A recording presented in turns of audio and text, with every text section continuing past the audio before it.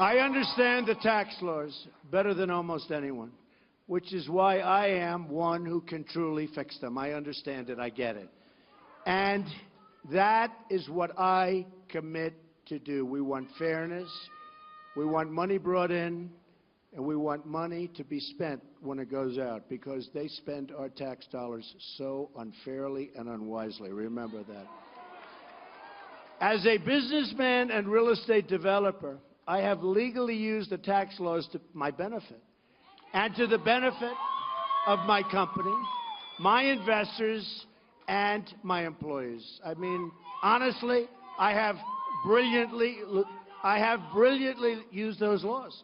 I have often said on the campaign trail that I have a fiduciary responsibility to pay no more tax than is legally required, like anybody else. Or, put another way, to pay as little tax as legally possible. And I must tell you, I hate the way they spend our tax dollars. And believe me, that makes a difference. As a major real estate developer in this country and throughout the world, I face enormous taxes: city taxes, state taxes, sales taxes, excise taxes, employee taxes, federal taxes, VAT taxes, different countries. It's my job to minimize the overall tax burden to the greatest extent possible, which allows me to reinvest in neighborhoods, in workers, and build amazing properties which fuel tremendous growth in their communities, and always help our great providers of jobs, and we have to help our small businesses. What it's all about. What it's all about. The news media is now obsessed with an alleged tax filing from the 1990s at the end of one of the most brutal economic downturns in our country's history. If you remember the early 90s, other than, I would say, 1928, there was nothing even close. The conditions facing real estate developers in that early 90 period were almost as bad as the Great Depression of 1929 and far worse than the Great Recession of 2008, not even close. What had been a booming economy in the era of Ronald Reagan changed dramatically, and the business landscape changed with it. Bank failures and collapse, the absolute total destruction of the savings and loan industry, and the implosion of the retail market and real estate in general, something we've never seen anything like it. Many business people, including many of my competitors and some of my friends, were not able to survive. Companies, jobs, and opportunities were lost, and lives were destroyed, as tens of thousands of people were put out of work. Some of the biggest and strongest people in companies went absolutely bankrupt, which I never did, by the way. Are you proud of me?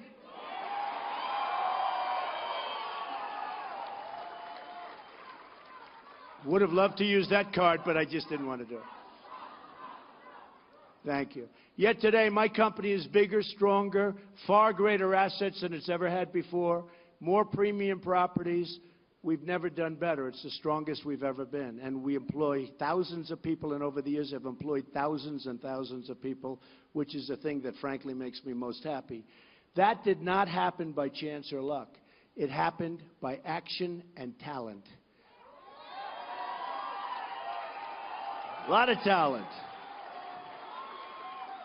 I was able to use the tax laws of this country and my business acumen to dig out of the real estate mess, you would call it a depression, when few others were able to do what I did. In those most, if I'm a star. Thank you. You are too.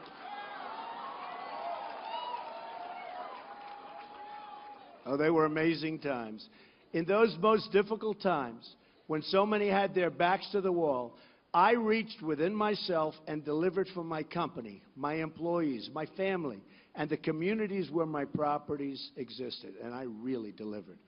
Those who spend their entire lives within the confines of government work and who know virtually nothing of business fail to understand the skill, dedication, the sheer grit it takes for a company to climb out of an economic depression of the scale we had in the early 90s.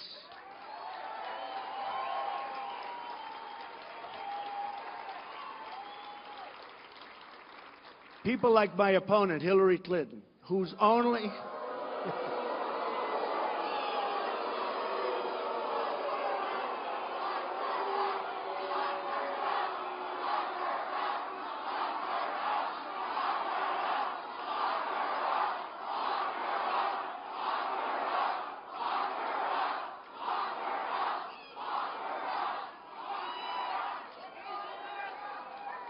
Folks, let's win on November 8th. Okay, let's just